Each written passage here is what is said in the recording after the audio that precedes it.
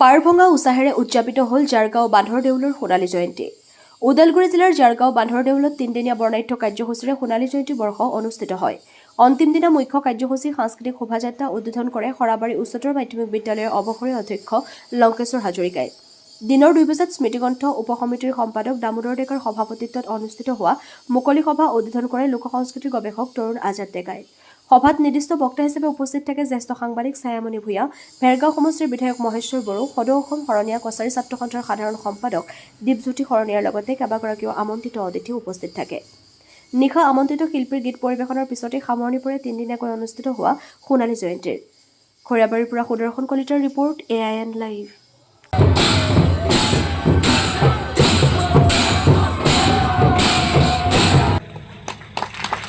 আমি যাতে আমাৰ স্মৃতি বিজড়িত হৈ থাকে বাইদেউৰ বুকুত, তাৰ কাৰণে এটি কৰিছোঁ। এয়া আমাৰ মাজত নৱনিৰ্বাচিত বিধায়ক।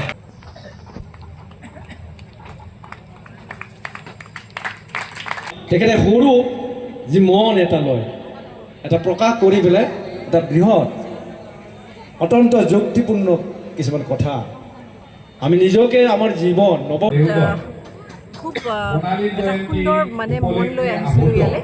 আৰু ইয়াত দেখি যিটো পৰিৱেশ মই ইয়াত দেখিলোঁ,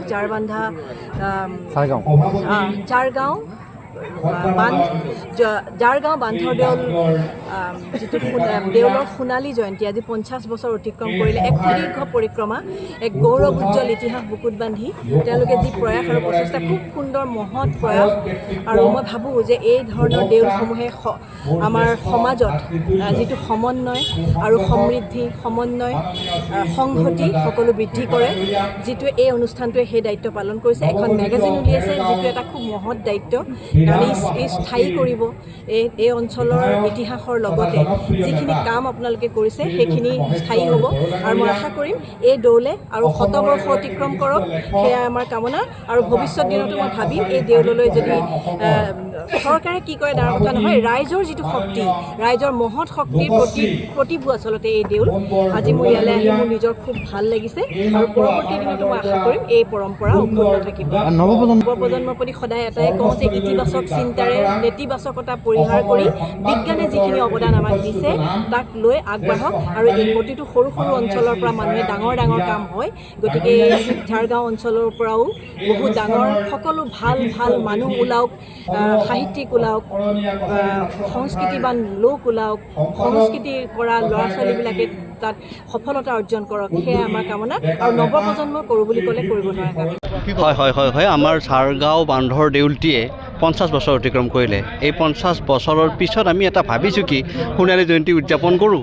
আৰু সেই উদ্দেশ্য আগত ৰাখি আমি আজি সোণালী জয়ন্তী উদযাপন কৰিলোঁ। আৰু তিনিদিনীয়া কাৰ্যসূচীৰে ইমান সুন্দৰকৈ কাৰ্যসূচীসমূহ ৰূপায়ণ কৰা হৈ গ'ল।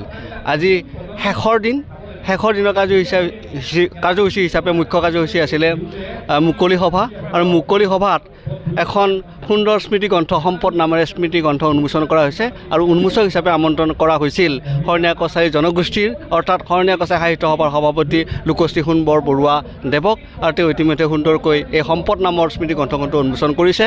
লগতে উপস্থিত আছিল নিৰ্দিষ্ট বক্তা হিচাপে অসমৰ এটি বিশিষ্ট ব্যক্তি, নিউজ লাইভৰ জ্যেষ্ঠ কাৰ্যবাহী সম্পাদক ছায়ামণি ভূঞা বাইদেউ।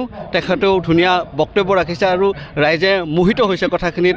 আচলতে আমাৰ গাঁৱৰ লগত খাপ খোৱা বক্তব্যই ৰাইজক উৎসাহিত কৰি তুলিছে যেন আৰু এনেকুৱা ভাল কাম কৰি যাব পাৰে।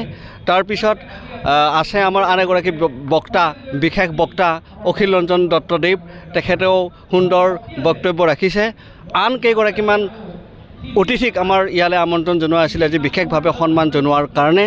তেখেতলোক হৈছে ক্ৰমে দীপজ্যোতি শৰণীয়া সাধাৰণ সম্পাদক সদৌ অসম শৰণীয়া কছাৰী ছাত্ৰ সন্থা, আন এগৰাকী ব্যক্তি হৈছে নৱনিৰ্বাচিত বিধায়ক ভেৰগাঁও সমষ্টিৰ। গতিকে এই অঞ্চলৰ কাৰণে চাগে শ্ৰদ্ধাৰ আৰু আমাৰ কামবিলাক হ'ব বুলি আমি আশা কৰিব পৰা এগৰাকী ব্যক্তি বিধায়ক হিচাপে নৱনিৰ্বাচিত হৈ উঠিছে মহেশ্বৰ বড়ো দেউ।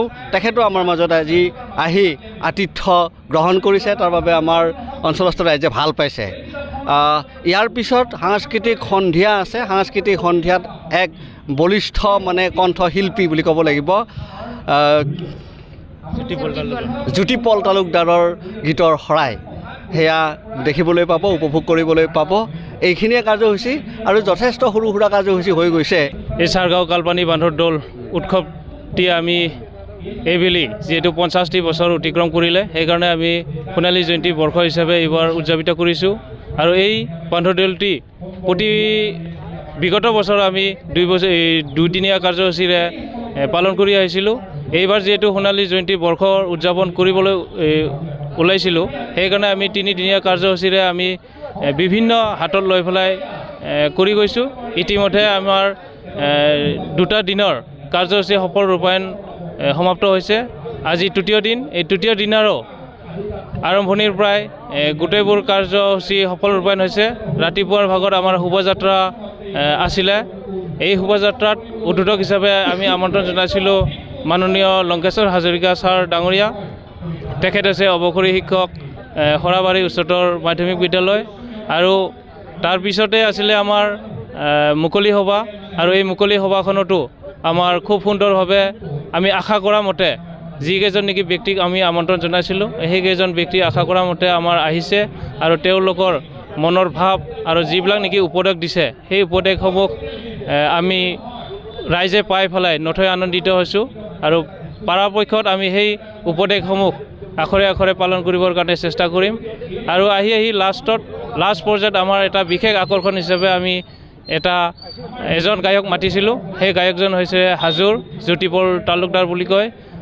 প্ৰায় জুবিনৰ গীতসমূহ বেছিকৈ চৰ্চা কৰে আৰু গায়। সেইকাৰণে আমি জুবিন অনুৰাগী হিচাপে জুবিনৰ গীত শুনিবৰ কাৰণে আমি জ্যোতিপল তালুকদাৰক এই মঞ্চত সোণালী জয়ন্তীৰ মঞ্চত মাতি পেলাই আমি জুবিনৰ গীত শুনিম বুলি পেলাই চৰ্দাৰ জ্যোতিপল তালুকদাৰক আমি আমন্ত্ৰণ জনাইছিলোঁ। এইখিনিয়ে।